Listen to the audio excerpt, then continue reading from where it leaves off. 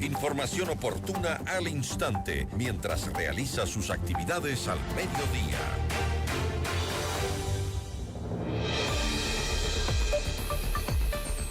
El cierre temporal de las fronteras y la aplicación de nuevos aranceles han levantado alertas en el comercio exterior y en la industria ecuatoriana. ¿Ha afectado estas decisiones al comercio? La entrevista a la carta. Nos acompaña a esta hora José Antonio Villena, ex viceministro de Promoción de Exportaciones e Inversiones. ¿Cómo está? Muy buenas tardes. Buenas tardes a todo el Ecuador. Muchísimas gracias, Gisela, por esta entrevista y más que todo por el tema que es de tanta importancia para el país. A ver, este anuncio de imponer un arancel del 27% a los productos importados de México proyecta una imagen negativa de Ecuador sobre el cumplimiento de normas internacionales y acuerdos comerciales. Esto es lo que dice exfuncionarios de comercio exterior del país en algunas de sus declaraciones. ¿Cómo ha visto usted el mercado internacional o cómo ha visto el mercado internacional en sí las decisiones que ha tomado el Ecuador en los últimos días sobre el comercio justamente? Bueno, para entender este tema que engloba no solamente una posición de un país o de dos, está dentro de una coyuntura internacional. Todo este tipo de medidas van dentro de acuerdos regionales o en este tipo de, como he dicho, una coyuntura entre regiones, entre bloques. El Ecuador hay un punto muy importante, este es el tema específico con México, ¿no? México en la parte comercial no había dado paso, por razones, se entiende, políticas, a un acuerdo de libre comercio con Ecuador desde tiempos más o menos del gobierno de Lenín Moreno, se puede decir, que obedecen a las intenciones del Ecuador por formar parte de la Alianza del Pacífico y tener también directamente con México, que es un mercado importante, que crece, quizá el más grande en América Latina hoy por hoy, por su cercanía con los Estados Unidos también, no solamente México per se, sino entonces, al tener esa cercanía con los Estados Unidos, estas medidas se toman también con los Estados Unidos, porque las empresas mexicanas y los grandes inversionistas mexicanos tienen esa relación con los Estados Unidos, es decir, son productos, son servicios que quieren cruzar la frontera también por aprovechando del Tratado de Libre Comercio que tiene el NAFTA, Canadá, Estados Unidos y México. Entonces la represalia, se puede decir que el Ecuador ha tenido en este caso, en la práctica no es que ha cerrado las puertas ni va a bloquear las puertas. El comercio sigue dándose, el comercio no se ha interrumpido. Es decir, siempre, por más que hablamos de estas razones políticas, que es un freno que le han puesto para el ingreso al Ecuador, a la Alianza del Pacífico, o por cualquier otras razones, no ha entorpecido el comercio internacional. Pero sí existe una visión un poco, digamos, de incertidumbre sobre el mercado ecuatoriano. Por ejemplo, ¿cuál es en este momento la situación del comercio entre Ecuador y México? Bueno, entre Ecuador y México es pequeña comparado con otros países. Es decir, como usted ha visto en la prensa, los Estados Unidos mexicanos decían es menos del 1%, hacían una sátira más o menos que es como 0.8. Sin embargo, hay que ver que los capitales, cuando hay comercio, cuando hay oportunidad, más bien el comercio no se frena. Es decir, las medidas políticas sí podrían poner un arancel, pero también tenemos inversionistas mexicanos que han puesto sus empresas aquí en Ecuador, por ejemplo. Y las grandes empresas de servicios, de farmacéuticas o de bebidas, de metalmecánica, son empresas con capital mexicano o dirigentes mexicanos que se han constituido como personas jurídicas ecuatorianas. Pero esa relación comercial con México se vio en algún momento afectada luego del ingreso a la embajada mexicana. No. La verdad, específicamente en el caso del cacao, por ejemplo, de los productos que exporta el Ecuador, sí. Pero son empresas específicas que han sabido encontrar otros caminos para poder llegar a esos compradores. Es decir, ¿cuál es la diferencia? Que en el plano político son los gobiernos, son los mandatarios, son ese tipo de medidas, mientras que en el comercio es el consumidor. Entonces el consumidor no se priva. Claro, tendría que pagar más con un arancel del 27% aquí en el Ecuador, es decir, buscar otros rumbos, pero ya le digo, las inversiones han entrado como personas jurídicas ecuatorianas con capital y personas naturales o directivos, se diría, autoridades mexicanas en muchos casos. Es decir, yo apuesto a decir que no se entorpece. Pero según leía al ex viceministro de Política Comercial, que Juan Francisco Ballén, es el nombre de él. Él recordaba que Ecuador y México mantienen un acuerdo de alcance parcial desde 1983 como miembros de la Asociación Latinoamericana de Integración, en el que ambos países establecieron preferencias arancelarias para una serie de productos de intercambio comercial entre ambos países. ¿Se ha irrespetado acuerdos previos que ya tenían entre ambos países como estos? Yo creo que es muy acertada la perspectiva que ha hecho el señor ex viceministro, porque si hay estos acuerdos, y eso ha sido el marco que ha ampliado, inició este comercio entre los países. Pero no se ha frenado. Yo sí quiero recalcar en este punto que estas medidas que asoman como políticas, muchas veces las medidas políticas las medidas comerciales tienen un trasfondo político, y en este caso es claramente eso. El comercio siempre busca la forma de llegar al consumidor porque son necesidades, son gustos, son preferencias que tiene el consumidor. Es decir, hay veces que alguna vez se hacía un símil como era el alcohol. Aquí antes era muy caro traer de la Unión Europea e igual se seguía comprando. Entonces ahora lo que se ha hecho es catapultar. Es a la inversa. Es decir, cuando se dan esas preferencias arancelarias se aumentan las posibilidades del consumidor. No hablamos de países, sino que es las preferencias que tiene.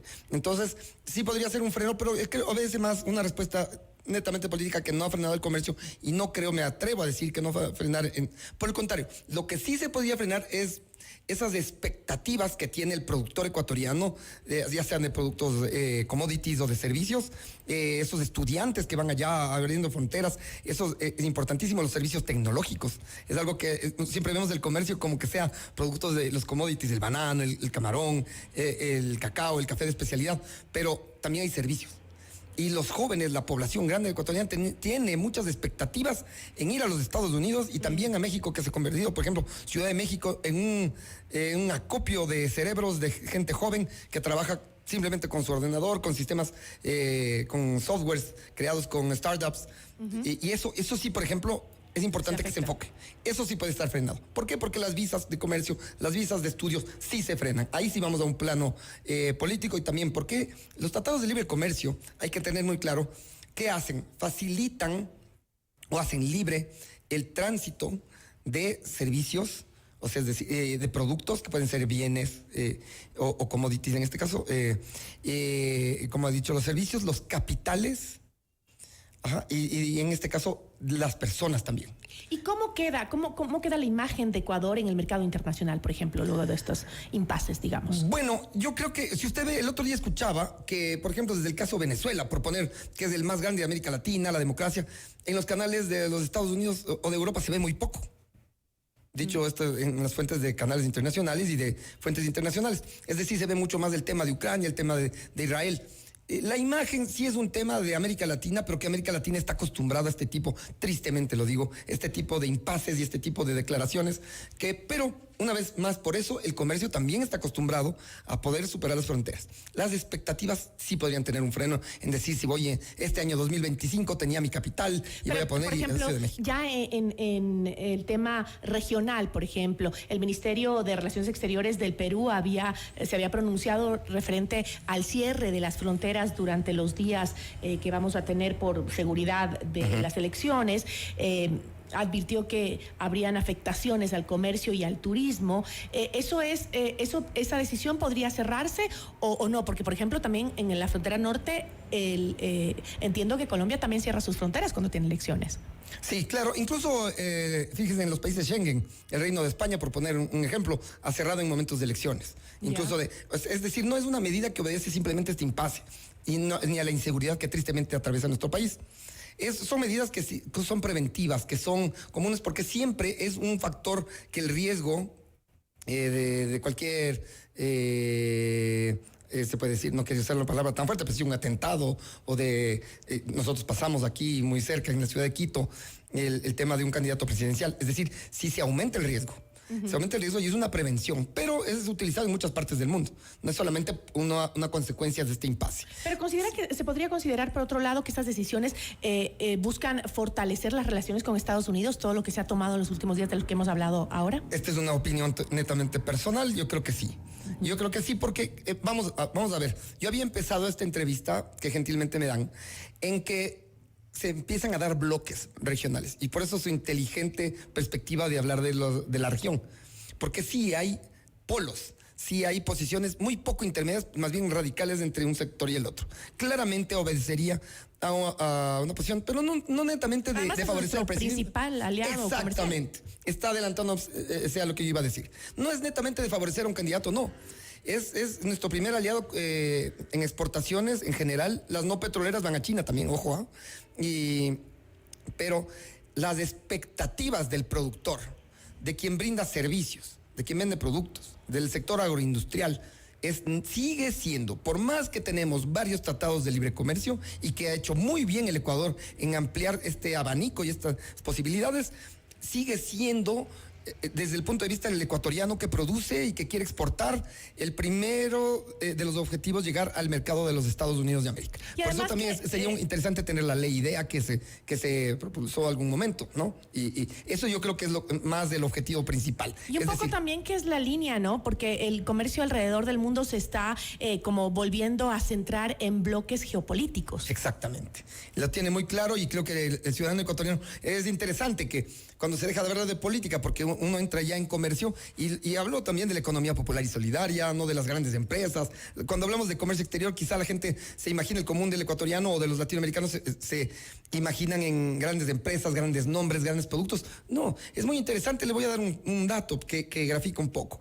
El Tratado de Libre Comercio que se firmó con China y entró en vigor plenamente el día 1 de mayo del 2024, analizaba que un día antes, los resultados era ya nuestro primer objetivo del comercio entre el primer y segundo de los destinos no petroleros del Ecuador. Uh-huh. Pero la producción, alrededor del 70% eran de pymes.